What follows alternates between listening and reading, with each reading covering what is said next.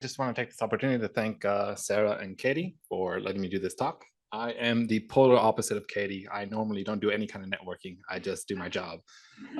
So this is going to be an opportunity for me to showcase myself a bit. That said, who am I? Well, my name's Fernando Diaz. I guess my title is photonic engineer, but we know in startup land, titles don't really mean anything. But essentially, I've been working for the last 7 years as an optical and photonics engineer for a startup company called Baraja. And I started with the company when we were around 5 with Rebecca, who I see is over there. And yeah, so I've been through all the ups and downs. So we started with a small group. It grew to be 150 people. And yeah, also been through the setbacks. This is COVID. And now more recently, as you probably all know, with the recent restructuring that it had. But yeah, so I'm proud to say that I've done good work there. Sorry for the shameless propaganda, but I think I've done good work there in the sense that we've always been, we've done coaxial, which is one of the main components of the old generation of LiDAR. I've worked on the electronic front end of the new generation that we're working on today. And today, with I think Trina's here as well, and I'm not sure if Ryan is, with my team, we're working on trying to shrink all the bulk optics that we have in our LiDAR onto a beam steering on chip system. And I'm proud to say that we got 2 working prototypes and we're working on a 3rd, and hopefully we can continue working on it. But anyway, so that's essentially who I am. Okay, so what am I going to speak to you today? We're going to talk about DOEs. And the reason I'm going to speak to it is that in my time at Bracha, I've been exposed to a lot of, essentially a lot of challenges. Some of them more human side and how engineers and managers kind of like interact and fight. The other side is more technical, and how do you plan an experiment? How do you build a prototype for a proof of concept? And one of the nice things about Baraja is that we used to have a really good name. So we attracted a lot of young people. And something I've noticed is that for a lot of young engineers, they have problems essentially, how do you say, understanding the problem space. And so I would like to talk about DOE in the sense that design of experiment. And I'm hoping that this shot is not to make you an expert in DOE, but is to you to walk away with the knowledge that there's a framework which allows you to better understand your problem space, to be able to probe that problem space in a better manner to get to a result more efficiently. And also it gives you a means to be able to communicate your results in a way that you don't get lost in the details. Now, this isn't to say that details aren't important. The devil and God lies in the details. If your underlying simulation or experiment is not done properly, then no matter what you do at the higher DOE level, you know, garbage in, garbage out, it's not going to work.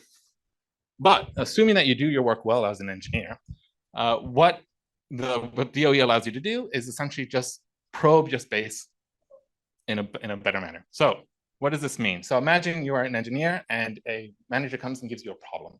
You have certain variables and you have to measure something, a current or an optical power or whatever. So a very common technique is what's called one factor at a time. You fix all your variables except for one, you measure and you pick up, does this work? Oh no. Ah, there we go. Oh, okay. So essentially you set all your variables fixed except for one, and you pick up a little curve. And then when you finish picking up your curve, you go to your next variable, you pick up another curve. And there's nothing technically wrong with this, but depending on the size of your factor space, you can see that this may take a very, very long time to actually find what you want. So what DOE says is like, well, if you know your factor space, you can actually probe your space in a much more efficient way. And once you pick up your result, you can pass it through essentially a program that does a statistical analysis, and you can screen out which factors are important, or you can even fit your results to a surface, and then you optimize over that surface without having to redo your whole experiment or simulations. Now, if you're a little bit more astute, you can say, well, that's all good and well, but what happens if your sampling frequency is much lower than the change in your response? So if your response is moving really quickly in between your sampling frequencies, well, that creates aliasing, right? And so what that will end up doing is that it kind of ruins your statistical analysis. You won't be able to gauge which factors are actually important, or they compound their interactions. And so that's kind of the big drawback of DOE in a sense, which is a lot of the times it's presented as you run one DOE and you're done. But that's only true if you already kind of know what your surface is doing. If you have no idea, you end up running many DOEs to first kind of probe your space to understand what it's doing, and then you kind of expand your space over what you're studying until you actually find an optimal DOE to solve whatever you're trying to solve. But if you have a large number of factors, that can actually be still more efficient than having to scan through the whole space. So what is a DOE? So like we said, a DOE is a way to probe your factor space. Typically, the classification that you have is essentially, you can have what's called a full factorial design. So that's essentially, if you have n number of factors, you change each factor, if it's a 2-level design, for individually. The problem is, and the great thing about this is that it has really high resolution. Like you'll be able to discern the effects of each of your factors separate from each other. The problem is that the number of tests you need to do this grows exponentially with the number of factors. So if you have a lot of factors, you can see that this can get out of hand real quick. Sorry. Oh. Okay, so if that's not feasible, what's happening is a lot of times you do what's called a fractional factorial design. So it's essentially you choose a subspace of the total test that you can do, and if you choose it properly, you can still pull out information that's useful for you. So the two that I tend to use the most, or have used in the past the most, is what's called a screening design. So these kind of designs are good for a large number of factors. They're not really good for surface fitting, but they will tell you what really matters in your design and what doesn't. Once you know what matters, you can do what's called a response surface design. So essentially, once you've kind of ironed out, like, okay, these are the 4 factors that I really care about, now I can actually make a proper fit and try to optimize my system. So that's the general idea behind the DOE. So today I just kind of want to run a screening a case study, because there's a couple of points that I think are quite important, even though they seem obvious at first, but maybe a lot of people don't take it as obvious as they should be. So if I want to do a DOE, the first question you need to ask yourself is, do I need to do a DOE? I ask this because I have seen engineers been forced to do DOEs on essentially what's Snell's law. It's an analytical equation, which you could have easily just written out. There's absolutely no reason to go through all this overhead to like solve your problem, right? So if there's a way to do what you want quickly and efficiently, you don't need to run a DOE. So you really need to ask yourself, don't just do it because, right? So in this case, in Baracha's case, we like to make LiDAR. And to make LiDAR, we essentially build what we call sensor head, which sends out light into free space, and we bounce off objects and we collect it back. To do so, we need certain attributes for our sensor head. We want to have a certain field of view.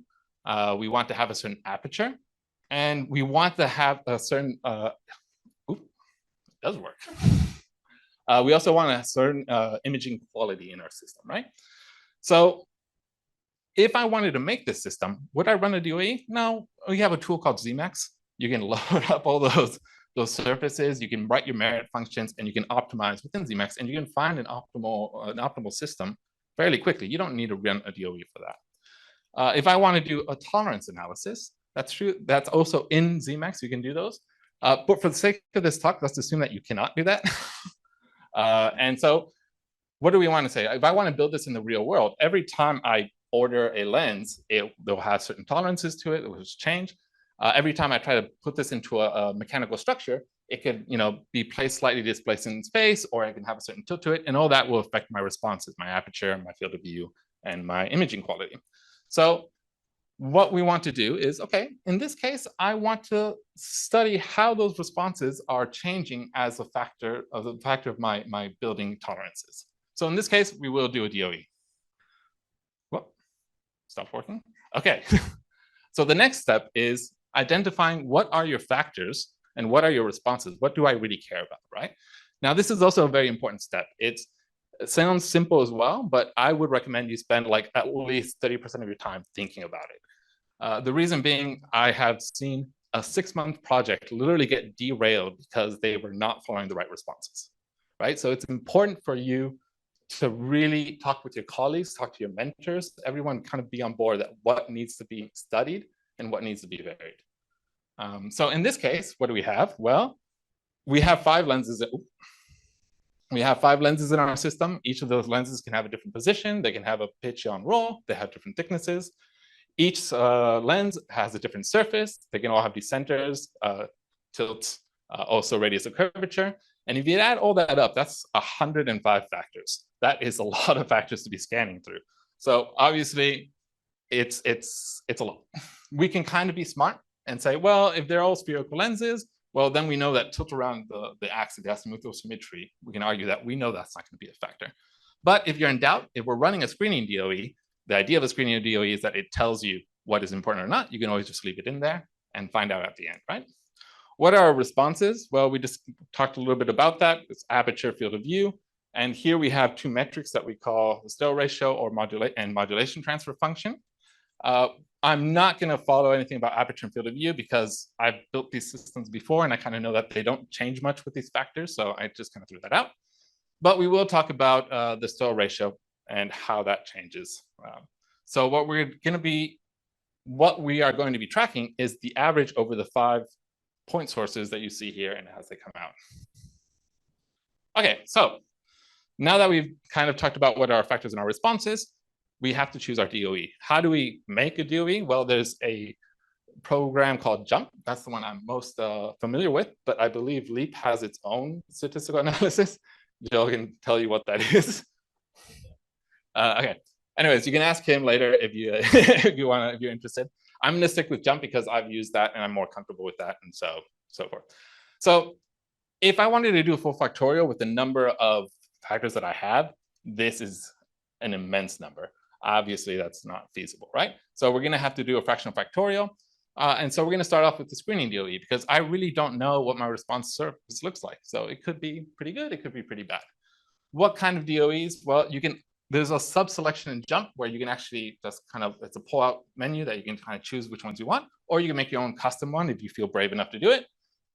The ones that I tend to use is essentially a 2-level screening design and the definitive screening design. And you can see that the number of tests that they end up giving you is 82 versus 161. Now that is much less than the 10 to the 30 test that you would do for full factorial, right? The difference that you see is that JUMP also tells you how much aliasing your test will have. So essentially, this tells you how much interactions you'll have in between your different factors. And we see that for the definitive screening, we can get rid of our aliasing completely. And so because 160 tests is just twice 80, we're like, fine, it's a simulation. It'll be pretty quick. Let's just use the 160. And so that is choosing our DOE structure. We move forward to setting our factor range. This also has to do with understanding your system, right? You still have to think about this. It's like, you're not going to miss a lens by a mile. Okay, it can be, off by 100 microns. It can be off by a millimeter. Like, you kind of have to understand where you're working at. In this case, you can just talk to your lens fabricator and your suppliers and say, okay, what kind of tolerance do you give on a commercial lens, right? You can talk to your mechanical supplier and say, okay, what kind of tolerance do you have in your mechanical structure? And you can kind of essentially get a number for all these factors. And now these factors will be put, all of this is put into JUMP. And JUMP essentially puts out a table for you. It's a lookup table, where the row here are all the tests that it will be doing. And essentially, well, it won't be doing, it will analyze it later, are all the tests. These columns here are factors, and these are the responses that when you do your simulation or you do your experiment, you'll fill out, right? And then JUMP can analyze the results for you. So let's do it. The nice thing about ZMax is that there's a beautiful little API script that you can grab and essentially make some classes to control your model. So using this script, essentially you can import your JUMP table, you can import your model in Python, and essentially you can run a for loop that grabs your factors, sets it in your model, and you pick up all your responses, and you do this the 160 times that your tests have to run, right? And once you finish, you complete your table, and you can analyze your results. So in this case, this is what we got. So essentially, we got one good point with the Still ratio, and everything's 0. So that is pretty bad. Now, I kind of chose this on purpose because I wanted to give the case of a bad surface response. And what would you do when you kind of run into it? Well, in this case, you can't really analyze anything. I mean, the fit itself is pretty bad. The R square is 0. The probability that this just fitted to noise is 1. It's not great. So what we're going to do is we're going to reduce our search range. We're going to scale all our tolerances down by a factor of 100.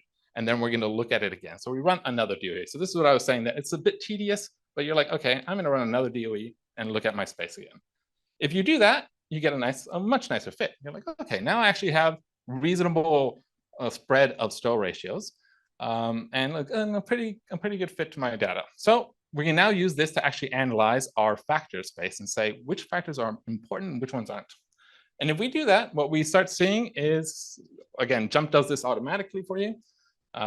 Essentially, you can come to this table and you get what's called the p-value for all your factors and the log worth. The p-value is an indication on how likely what you're fitting is just noise, if it's a real factor or not. So the closer it is to 100, the more likely it's just noise. The log worth is an indication of how strong the effect is on your system. So if it's, the more it changes your system, the more important it's going to be, right? And we see that if we look at this, well, there's a lot of radiuses that seem to be important. There is a bit of tilt as well. And the reason there's tilt is because one of the lenses are actually secretly a cylindrical lens. You couldn't see it before. But you can say, okay, as an optical engineer, you can say, what can I do? I can go back to the supplier and say, give me tighter tolerances, you know, and that's going to cost me a little bit of money, but you can do that. Or you can say, you know what, to first order a change of radius is a change in focal length. So, you know, I can actually adjust my source with one active alignment of my source and try to see if I can improve the system. So what do? You go back and you do another DOE. In this case, what we're going to do is we're going to run the same script, but now we have a step of active alignment where we allow the source to change both in position and tilt, right? And if we do so, we can run all the analysis, complete our JMP table again, run it again, and what we see is like, oh, okay, well now we start to get, you know, some points that are actually reasonably not zero. Okay, but is that enough? No. Okay, let's look again at a smaller range and see what are the new factors that are affecting our system. Now, every time you do this, these numbers are all within a same DOE, right? So that it's all relative to each other. So if I've taken care of some factors with my active alignment, other ones are going to pop up as the most important, the ones that I couldn't take care of before. So you can see here now, one of the leading ones is the thickness of the first lens. Now, I can't actively pull out the thickness of the first lens, unfortunately. So that one is we're going to have to go to the supplier and say, you know what, we can't allow, you know, plus minus 50 microns on your thickness. We're going to have higher precision on that one. You start seeing that you have other radiuses as well. Like, the radiuses didn't go away. Well, to first order, the radius affects the focal length, but the combination of the surfaces are actually working together to get rid of our aberrations. And so if we don't have a stronger tolerancing on our radiuses, we can't get rid of our aberrations, and that's what's killing our stow ratio. And the TZ, the tilt and the roll, is completely gone. So essentially, we have one cylinder lens, and we've aligned our source to that cylinder lens, and so it's no longer a problem. So with an active alignment, we can get rid of that. So again, we do the same spiel.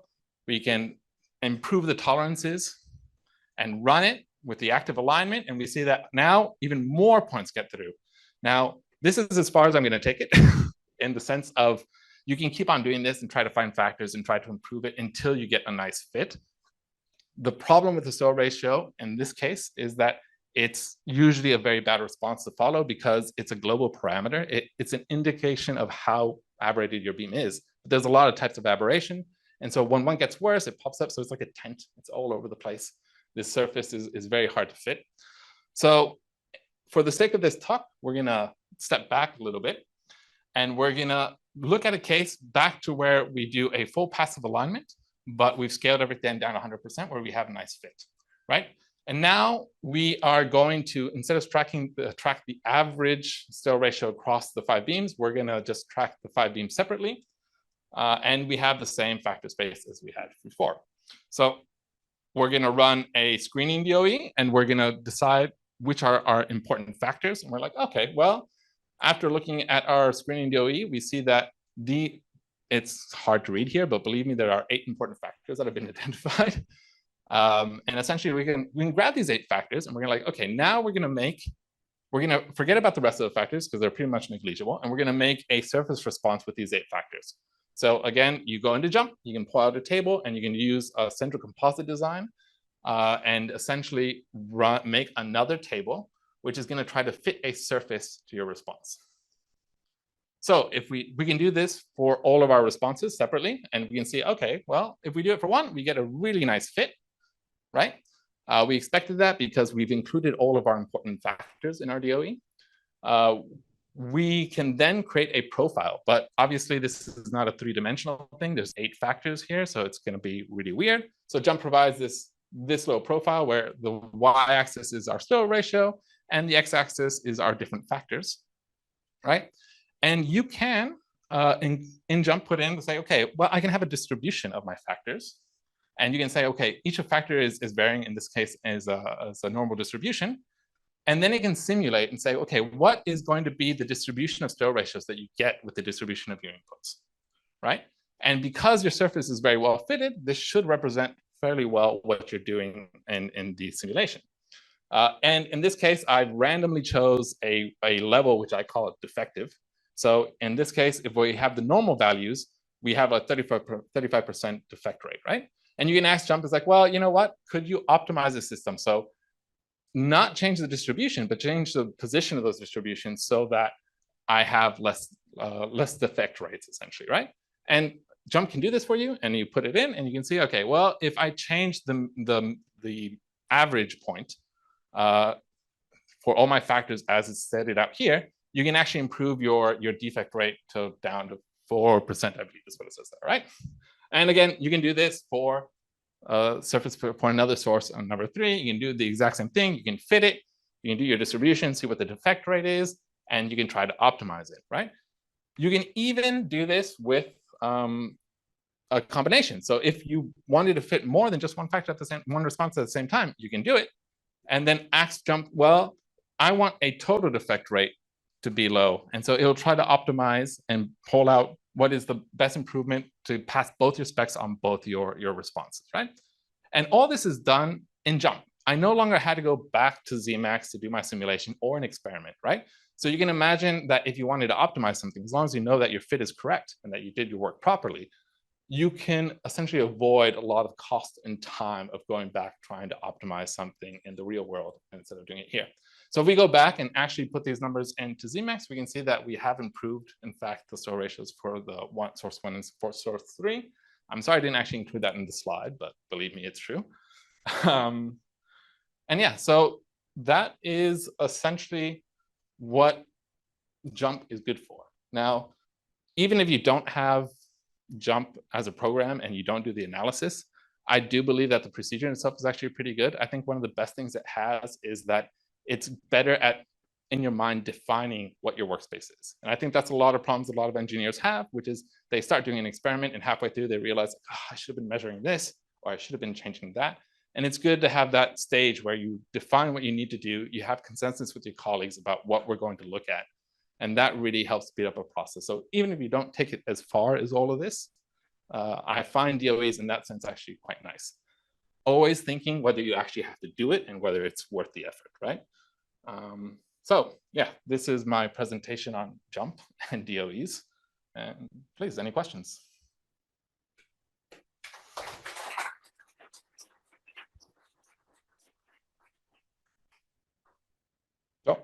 Quick question for you. How many, I guess, Zemax simulations did you run in your DOE? I think you might have said it. And how long did that take? It depends. So I think the first one, I kind of did this for this talk. Yep. But the first one, there's no optimization. That was super quick. I think it did 160 in under 4 minutes. The one with the optimization, this optimization step within Zemax takes a while. And so that one started jumping to like 4 hours or something like that. Okay. And is there, sorry, part B, is there room to use symmetry planes or?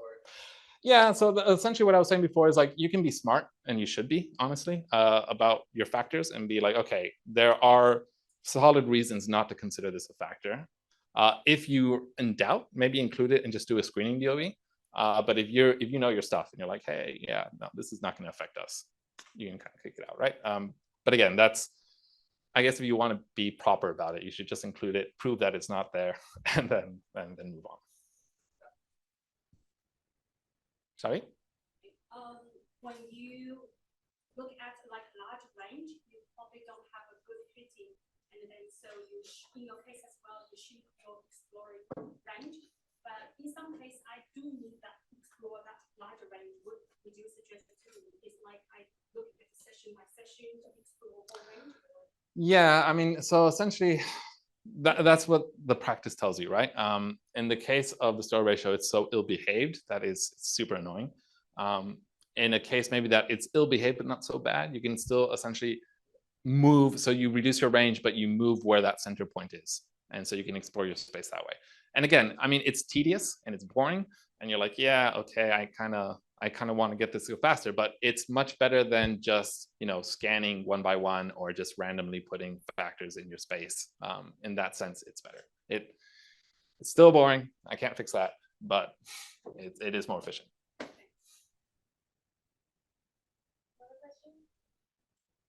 Harold.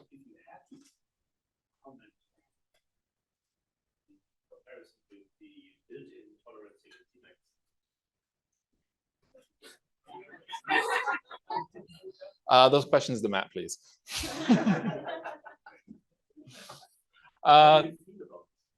Again,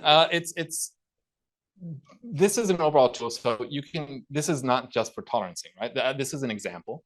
You can use, if you have an experiment where there is no simulation that you can run and it's costly, like in the sense that's very powerful. I find this stuff more powerful for experimental work than I find it for simulation work, generally. That doesn't mean it's not valid for both, but yeah, I honestly, like I said before, you have to be smart about your DOEs. Like, don't just do them randomly because. Put thought in whether it's worth doing. If there's a tool that exists that already does what you want to do, is it worth doing? Probably not. But for a case of, you know, presenting a talk, it's very worth doing.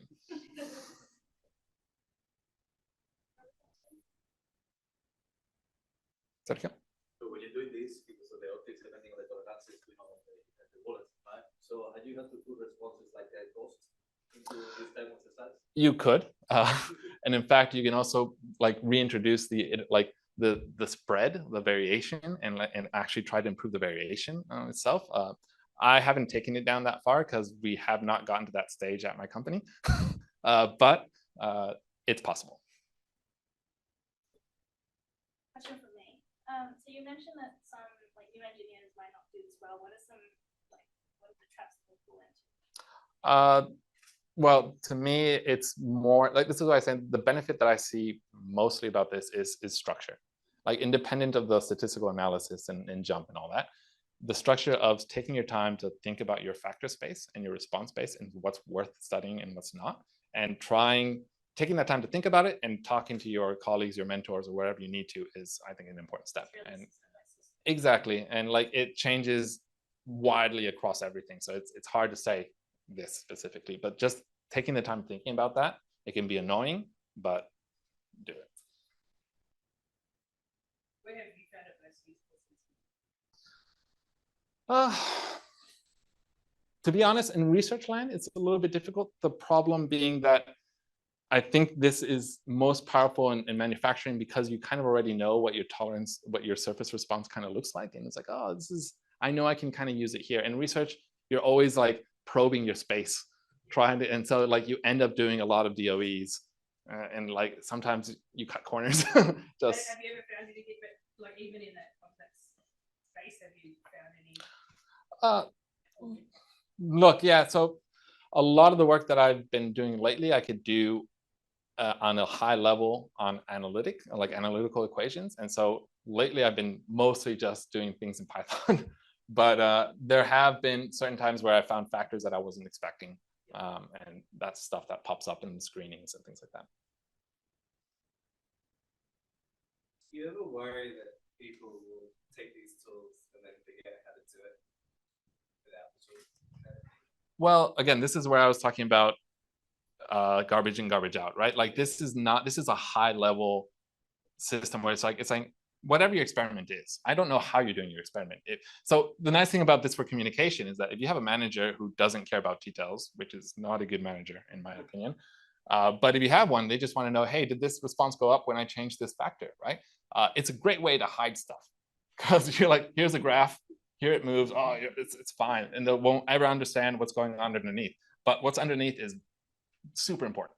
If you as an engineer did your simulations incorrectly or your experiment incorrectly, JMP's not going to help you with that. That's on you and your friends, hopefully. Just a quick one. Is there any Python equivalent for JMP? I do not know. That's a Matt question again. Sort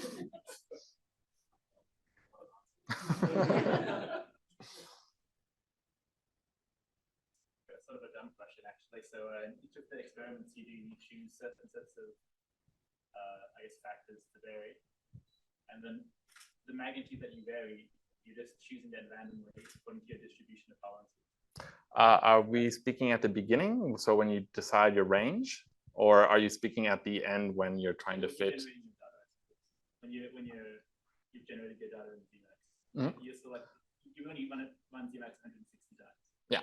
So essentially, it's this. So I mean, this is a case-by-case thing, right? So the range is obviously, if you have some chemical experiment, you're not going to have the position of your lens in there, right? So it's like none of that really matters. It's really understanding what is a reasonable space, and that's where it's also on you as an engineer.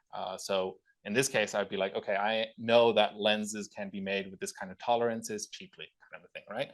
Where and mechanical, and so I can put these in, and like I try this one first because these are reasonable, and then I find out, oh, well, that was pretty bad. So then I just reduce it, just scale everything down, right? And be like, okay, without having, because that's also part of the issue, which is how strong an effect can have, if it's not all linear, if there's like a non-linear behavior in there, how strong an effect could depend on the range. And so if you don't scale things down appropriately, then one JMP could end up thinking that one effect is a little bit stronger than it should be. But you'll see that in the fit if it's not fitting well. Yes. How does it does some kind of multi-dimensional fit? Is this like an interpolation, or is it like you don't need to specify what function fit, right? You just give it the thing and it figures it out. So yeah, so you can, so essentially it's you can put up to as many polynomials as you want. So the basic is usually linear and quadratic where it tries to fit. So if you go too far away from that, it tends to be a problem, but you can add your own like fit equations. So you can add more terms to the polynomial. Problem with adding more terms is that you can, what they say, you can fit an elephant or something like that was the phrase. So you have to be careful because you might end up fitting the noise instead of like filling the effect. And so typically you don't want to do that unless you really know what you're looking for.